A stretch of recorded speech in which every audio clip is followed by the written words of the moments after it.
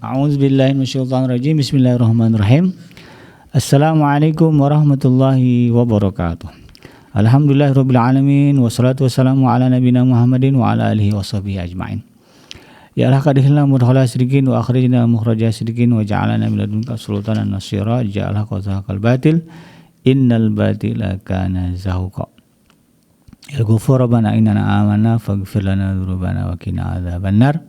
Amma ba'd. Alhamdulillah kembali kita berjumpa di channel iDream TV dalam program zikir, doa dan amalan, di mana insyaallah kita akan belajar untuk menambah hasanah dan wawasan kita tentang beragam doa-doa, zikir-zikir, amalan-amalan yang diajarkan di dalam syariat Islam. Tidak lupa kita baca salawat dan salam. Allahumma salli ala sayyidina Muhammad wa ala ali sayyidina Muhammad. Assalamualaikum ayuhan nabi wa rahmatullahi wabarakatuh. Semoga Allah terima salawat dan salam yang kita baca dan dilimpah curahkan kepada para nabi dan para rasul, wabil khusus ya Rasulullah Muhammad sallallahu alaihi wasallam. Dan semoga kita termasuk ke dalam kelompok orang yang berbahagia ketika berjumpa dengan Allah nanti di yaumul mahsyar, dijauhkan dari siksa api neraka, dimasukkan ke dalam jannah dan dipertemukan dengan Rasulullah Muhammad sallallahu alaihi wasallam insyaallah. Amin ya rabbal alamin.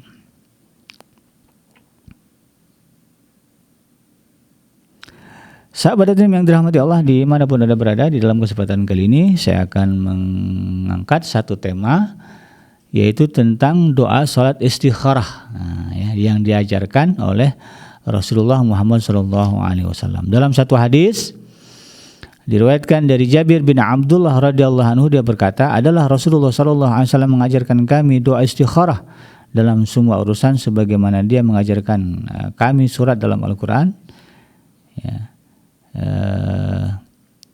Dalam surah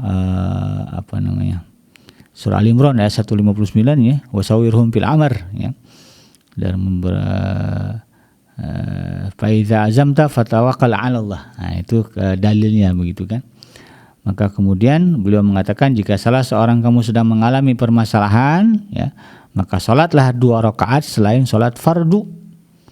Kemudian bacalah doa. Apa doanya?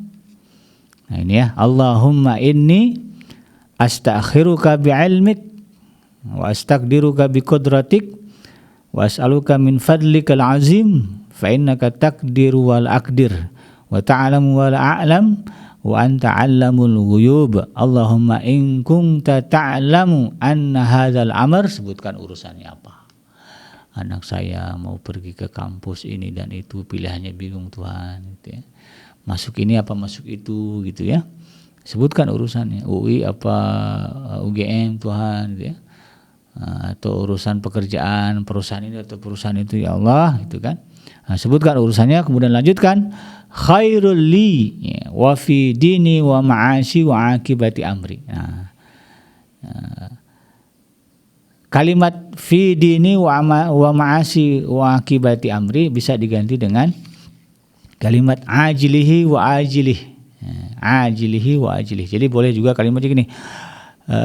Allahumma in kunta ta'lam anna hadzal amr, sebutkan urusannya, khairul li ya, ajilihi wa ajilih.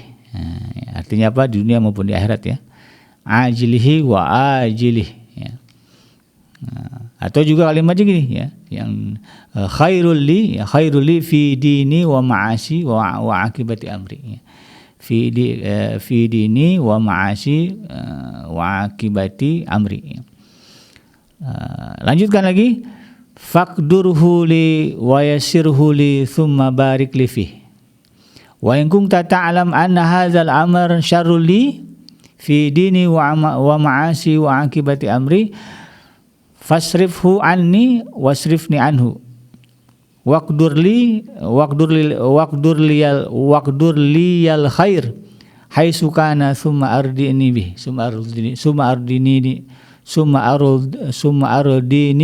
ya. Saya ulang ya doanya.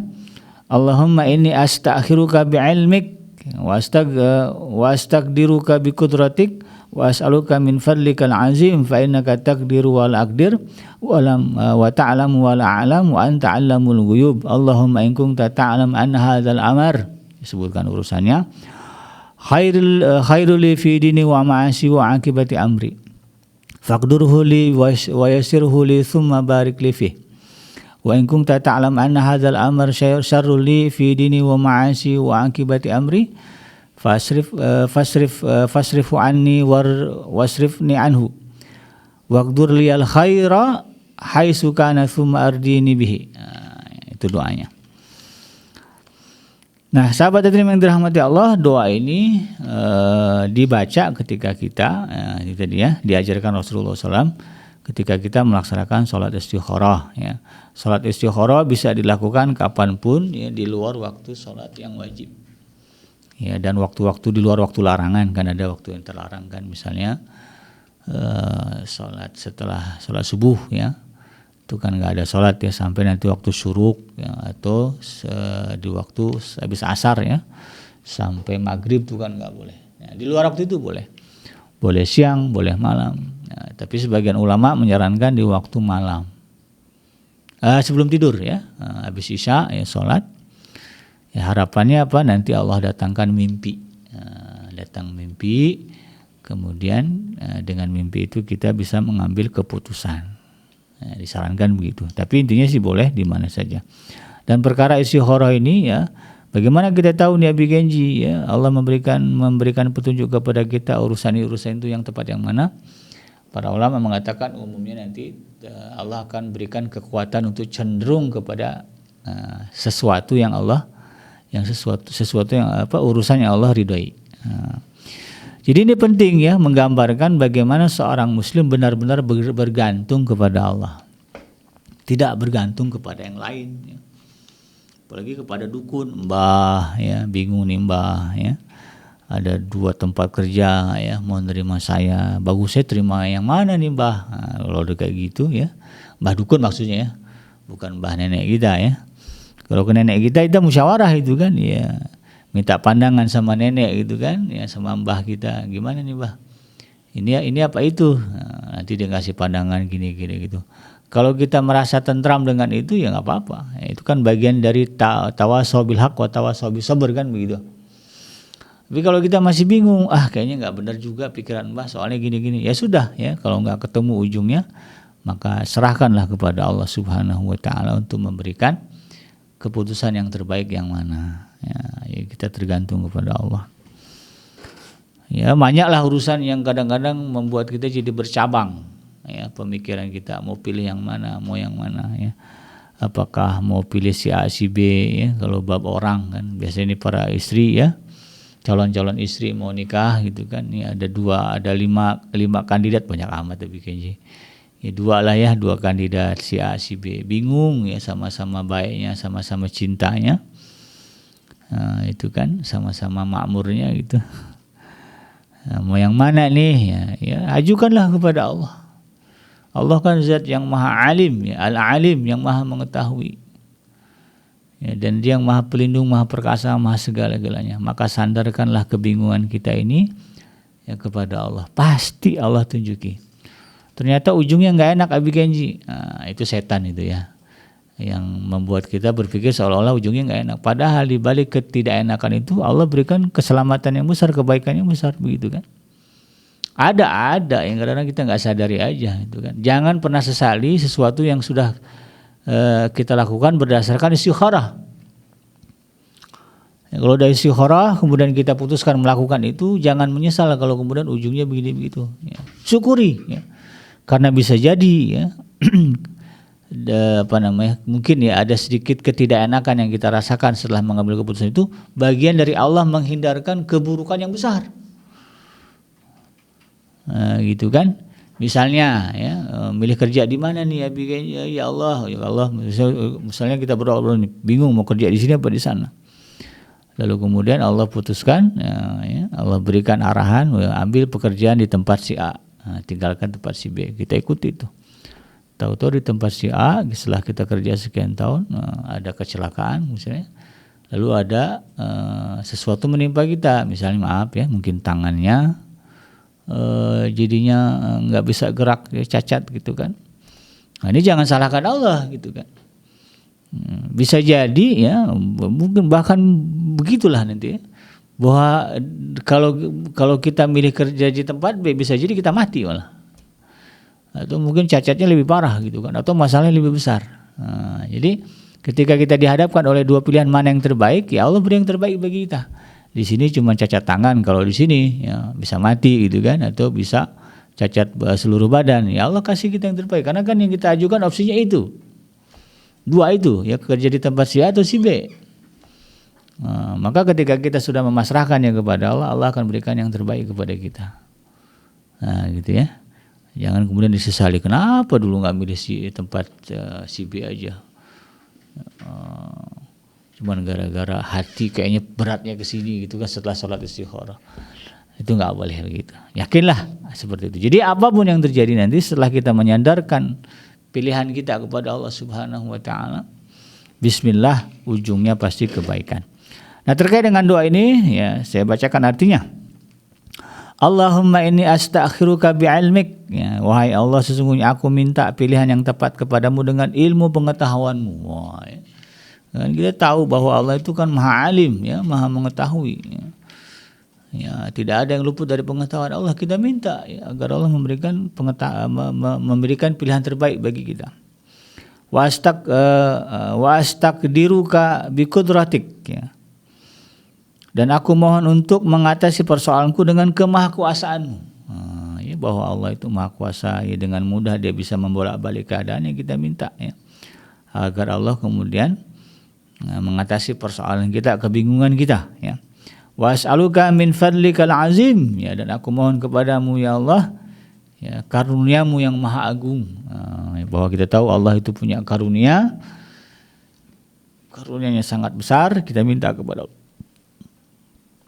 Fa innaka takdiru wala akdir, ya, sesungguhnya engkau yang sanggup, ya, mengatasi persoalanku dan aku enggak sanggup. Ya, saya bingung ya Allah, dan yang sanggup memutuskannya adalah engkau. Gitu ya bahasa kitanya. Wa ta'lamu wala alam, dan engkau maha mengetahui sementara aku enggak tahu nih Allah. Saya ini bodoh, jahil, saya ini buta, gelap, ya, enggak tahu nih mana yang terbaik. Engkau yang maha alim, maha mengetahui. Kita minta agar Allah kemudian memberikan keputusan kepada kita.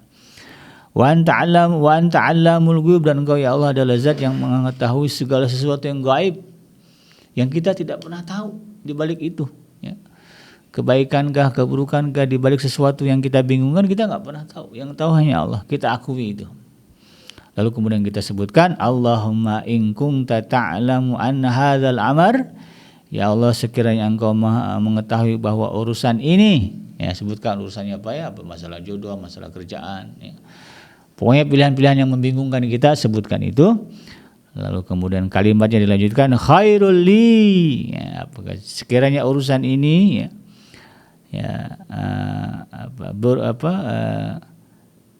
baik ya bagiku fi dini wa ma'asi wa akibati amri, ya.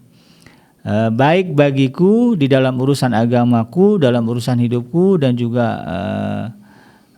kebaikan bagi urusanku gitu kan. Dan berujung baik dalam urusanku. Faqdurhu li, ya. Maka kita minta kepada Allah